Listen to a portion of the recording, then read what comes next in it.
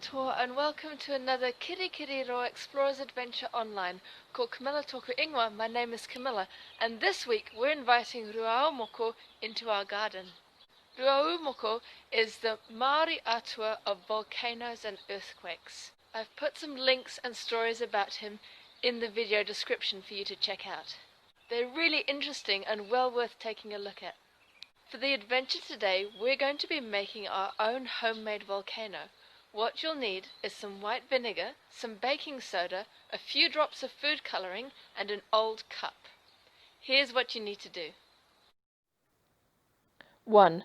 Put half a cup of baking soda into the cup. 2. Build the sides of the volcano around the cup. 3.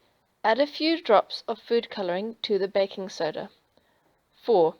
When Rūaumoko is ready to make the eruption, add half a cup of white vinegar into the cup. And explosion! Hope you have lots of fun with this activity and see you again soon. Ka kite!